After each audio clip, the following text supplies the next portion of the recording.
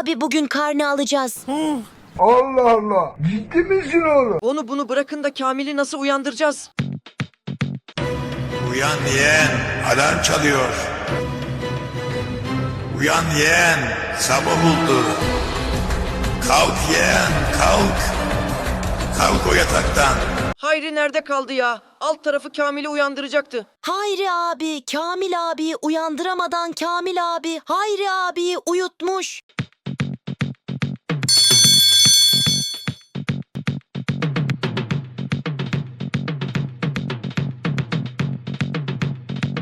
Her zamanki gibi takdir aldım. Ben de teşekkür almışım, çok iyi. Hayri bile belge almış. Ben hiçbir şey alamadım. Bu belgede ne böyle? Arkadaşlar peki siz ne aldınız? Yorumlara yazmayı unutmayın ve videoyu beğenirseniz çok sevinirim.